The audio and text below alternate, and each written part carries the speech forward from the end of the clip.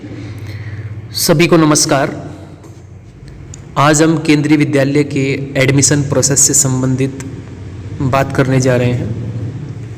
केंद्रीय विद्यालय संगठन एडमिशन 2022-23 और केंद्रीय विद्यालय संगठन में आप अपने बच्चों का एडमिशन करा सकते हैं और इसे एडमिशन कराने का तरीका क्या क्या है, कौन कौन से डॉक्यूमेंट्स चाहिए, क्या क्या चीज़ें कंप्लीट हम इस वीडियो में बात करेंगे। ये वीडियो बहुत ही महत्वपूर्ण होने वाला है। वीडियो थोड़ा लंबा हो जाए तो उसके लिए क्षमा, क्योंकि इसमें काफ़ी सारी नॉलेज, काफ़ी सारी जानकारी मैं आपको देने जा रहा हूँ। केंद्रीय विद्यालय में आप अपने बच्चों का भविष्य किस प्रकार से संवार सकते हैं, क्योंकि ये सेंट्रल गवर्नमेंट की जो ऑटोनोमस बॉडी है उसके अंतर्गत काम करता है। यहाँ पर बच्चों के सर्वांगीण विकास से संबंधित सभी बातें, शिक्षा के साथ साथ बच्चों को को करिकुलर एक्टिविटीज़ में इन्वॉल्व किया जाता है।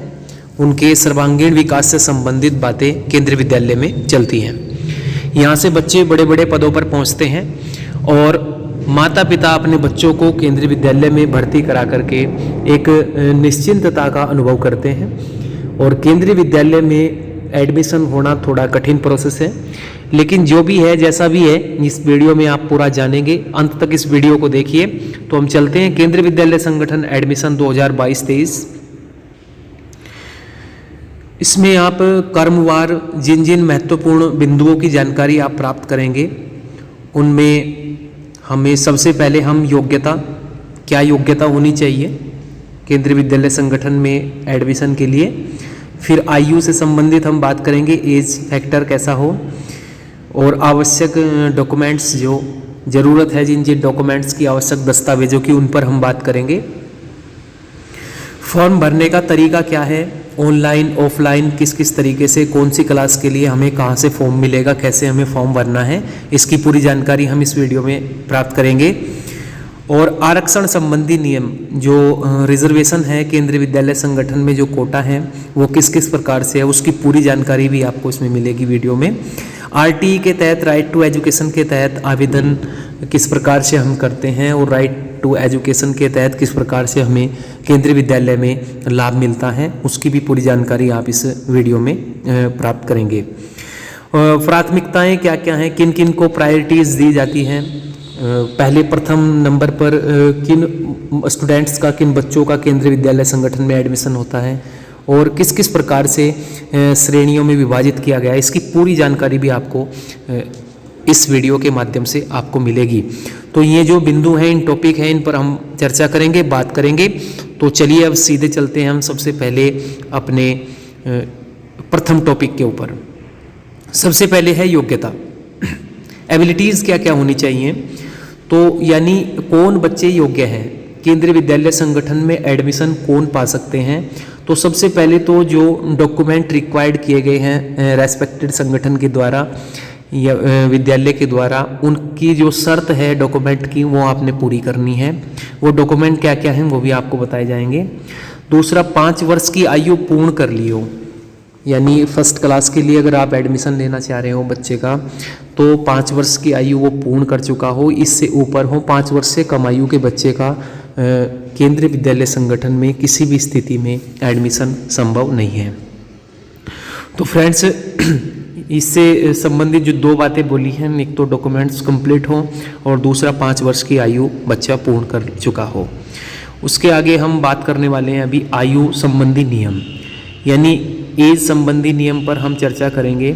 तो 31 मार्च 2022 को, यदि आप अभी एडमिशन 2022 के सन में 22-23 में आप एडमिशन कराना चाहते हैं, तो 31 मार्च यानी 31 मार्च 2022 को 5 वर्ष बच्चे ने पूरे कर लिए हों, या फिर 1 अप्रैल को पैदा हुआ वो बच्चा जिसने 5 वर्ष पूरे कर लिए हों। अगर 1 अप्रैल को भी हुआ है तो वो उसमें कंसिडर्ड किया जाएगा। दूसरा, विकलांग बच्चे के संबंध में, जो कोई बच्चा विकलांग है, कोई बच्चा इस प्रकार से ये शारीरिक अक्षम्य है, शारीरिक रूप से विकलांग है, तो उसके संबंध में प्राचार्य या रेस्पेक्टेड संगठन के द्वारा अधिकतम उम्र में 2 साल की छूट दी जा सकती है। ये प्रिंसिपल इस बात की पुष्टि करेगा। कक्षा 11 एवं 12 में प्रवेश के लिए कोई आयु सीमा नहीं है, और बशर्ते ये है कि वो 10th और 11th में पढ़ने वाले बच्चे वो इच्छुक हों और उन्होंने केंद्रीय विद्यालय संगठन में भर्ती होना हो।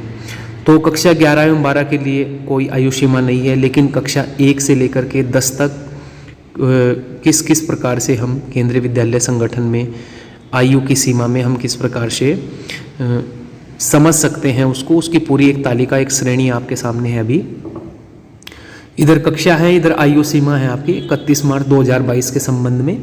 कक्षा 1 के लिए बच्चों की आयु रहेगी 5 से 7 वर्ष, कक्षा 2 के लिए 6 से 8 वर्ष, कक्षा 3 के लिए 7 से 9 वर्ष, कक्षा 4 के लिए 8 से 10 वर्ष और 5 के लिए 9 से 11, 6 के लिए 10 से 12, 7 के लिए 11 से 13 वर्ष, 8 के लिए 12 से 14 वर्ष, कक्षा 9 के लिए 13 से 15 वर्ष और कक्षा 10 के लिए 14 से 16 वर्ष।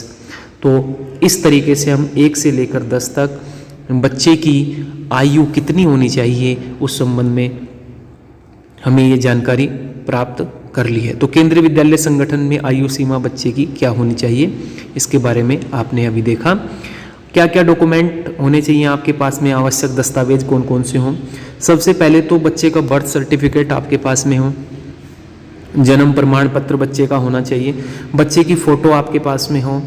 आर्थिक रूप से पिछड़ा वर्ग है यदि EWS है और बिलो पॉवर्टी लाइन BPL है, EWS या BPL बच्चे जो हैं गरीबी रेखा से नीचे जीवन यापन कर रहे बच्चे हों, उसका प्रमाण पत्र आपके पास में होना चाहिए। SC ST OBC ये नॉन क्रीमी लेयर हो, PH हो, हैंडीकैप्ड, उसका भी प्रमाण पत्र आपके पास में होना चाहिए। आगे निवास प्रमाण पत्र, जहाँ पर आप रहते हैं रेजिडेंशियल सर्टिफिकेट आपके पास में हो, आप किस जगह पर निवास कर रहे हैं, ये बहुत ही महत्वपूर्ण है। और सिंगल गर्ल चाइल्ड यदि है, सिंगल बेटी है आपके पास में, गर्ल है, तो उसके लिए एफिडेविट भी आपके पास में होना चाहिए। कर्मचारी का सेवा प्रमाण पत्र आपके पास में, यदि आप गवर्नमेंट एम्प्लॉय हैं तो आपके पास में आपका सर्टिफिकेट जो होना चाहिए आपकी नौकरी का, तो सेवा का प्रमाण पत्र आपके पास में, सर्विस सर्टिफिकेट होना चाहिए। तो ये डॉक्यूमेंट्स, स्थानांतरण प्रमाण पत्र इसमें है, ट्रांसफ़र सर्टिफिकेट ऑफ पेरेंट्स, ये भी आपके पास में होना चाहिए। तो आवश्यक दस्तावेजों में जन्म प्रमाण पत्र, बच्चे की फ़ोटो, आर्थिक रूप से पिछड़ा यदि गरीबी रेखा से नीचे जीवन यापन EWS BPL का सर्टिफिकेट आपके पास में हो। SC ST OBC में यदि आप देना चाहते हैं और SC ST OBC में है, नॉन क्रीमी लेयर या PH है, तो उसका प्रमाण पत्र भी हो। निवास प्रमाण पत्र हो, एफिडेविट हो सिंगल गर्ल चाइल्ड का, तो कर्मचारी का सेवा प्रमाण पत्र हो, सर्विस सर्टिफिकेट और ट्रांसफ़र सर्टिफिकेट भी पेरेंट्स का साथ में होना चाहिए। तो इतने डॉक्यूमेंट्स केंद्रीय विद्यालय संगठन आपसे मांगता है। तो आवश्यक दस्तावेज, एक आधार कार्ड जो बहुत इम्पोर्टेंट है, वो भी आपके पास में होना चाहिए। तो इतने दस्तावेजों के बाद आगे हम थोड़ा सा चलते हैं। स्कूल से निवास के बीच की स्वप्रमाणित दूरी, ये बहुत इम्पोर्टेंट है। कुछ पेरेंट्स यहाँ पर गड़बड़ कर देते हैं और बाद में फिर कई सारी समस्याओं का सामना करना पड़ता है। स्कूल से निवास स्थान के बीच की जो स्वप्रमाणित दूरी है, उसका स्वप्रमाणित सर्टिफिकेट आपने देना पड़ेगा कि मैं इतने किलोमीटर की दूरी पर रहता हूँ।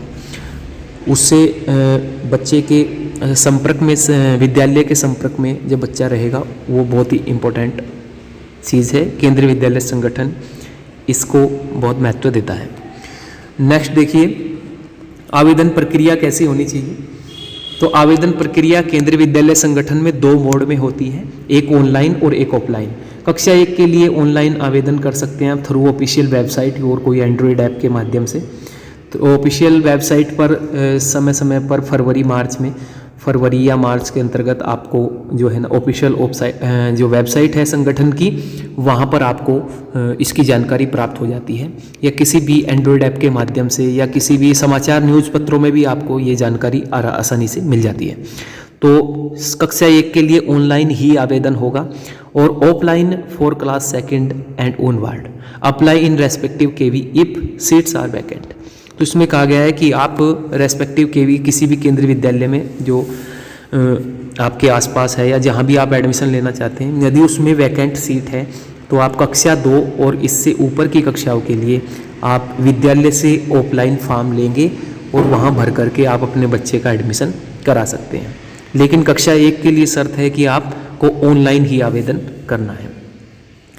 RTE के तहत आवेदन, राइट टू एजुकेशन के तहत, ये भारत सरकार ने RTE के तहत कुछ मानक बिंदु तय किए हैं। जैसे कोई अलाभकारी समूह है, ठीक है, लाइक जैसे जनरल हो गया, EWS हो गया, OBC हो गया, non creamy layer, ST SC हो गया, PWD, अनाथ या बेघर बच्चे, निराश्रित बच्चे, इसमें तो इस प्रकार से ये जो श्रेणियां आपको दी गई हैं, इनके बच्चे RTE के तहत आवेदन कर सकते हैं। जो सामाजिक व आर्थिक रूप से बिछड़े हुए हैं, सोशल और इकोनॉमिकल रूप से पिछड़े हैं, वो आवेदन कर सकते हैं। लेकिन इसकी एक प्रक्रिया है, उसको कहते हैं लॉटरी प्रक्रिया।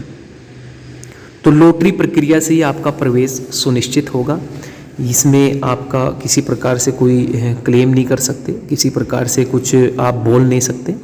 हाँ, अगर आपकी लॉटरी लगी है तो आपके बच्चे का एडमिशन केंद्रीय विद्यालय में लॉटरी प्रक्रिया के माध्यम से किया जाएगा। तो RTE के तहत आप इस प्रकार से आवेदन कर सकते हैं। नेक्स्ट हम देखते हैं आगे कि प्राथमिकताएं क्या हैं, प्रायोरिटीज़ क्या हैं। केंद्र सरकार के कर्मचारियों के बच्चे और पूर्व सैनिकों के बच्चे, सबसे प्रथम नंबर पर जो केंद्र सरकार के कर्मचारी हैं उनके बच्चे और जो पूर्व सैनिक हैं उनके बच्चे, उनका एडमिशन केंद्रीय विद्यालय संगठन में किया जाएगा। दूसरे नंबर पर children of central government PSU, Bharat सरकार के जो PSUs हैं उनके बच्चे, autonomous body employ, autonomous body के जो एम्प्लॉय हैं उनके बच्चे, institute of higher learning employ of state government, और राज्य सरकार के जो हायर लर्निंग के उच्च जो शिक्षण संस्थान हैं उनमें कार्यरत कर्मचारियों के बच्चे, ट्रांसफरेबल एंड नॉन ट्रांसफरेबल, उनके एडमिशन दूसरे नंबर पर केंद्रीय विद्यालय संगठन में होते हैं। तीसरे नंबर पर अगर हम बात करें तो children of state government employ, राज्य सरकार के एम्प्लॉय के बच्चे,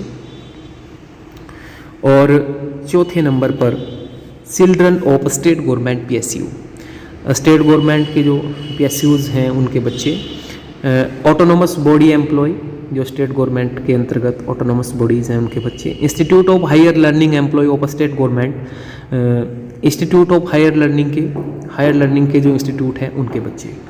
तो चौथे नंबर पर इस प्रकार से हम देख सकते हैं। और फिफ्थ नंबर पर children from any other categories, like private sector हो गया, वो बच्चे जो अदर कैटेगरी के अंदर आते हैं, जिनमें प्राइवेट सेक्टर हो गया, फार्मिंग हो गया, बिजनेसमैन हो गया, ETC। तो इस तरीके से केंद्रीय विद्यालय संगठन में प्रायोरिटीज़ है जो आपके सामने अभी बता दी गई है कि केंद्र सरकार के कर्मचारियों की और सैनिकों के बच्चे जो डिफेंस में वर्क करते हैं उनके लिए प्राथमिकताएं हैं। सेंट्रल गवर्नमेंट फिर धीरे इसी प्रकार से क्रम वाइज आपको ये सारी जानकारी दी गई है। आगे अगर हम बात करें तो फ्रेंड्स, केंद्रीय विद्यालय संगठन में ये जो पूरी प्रोसेस आपको बताई गई है, इस पूरी प्रोसेस के अंतर्गत हम देख रहे हैं कि केंद्रीय विद्यालय संगठन में ये एक तरीका है, अपने बच्चों को आप इस तरीके से एडमिशन दिलवा सकते हैं।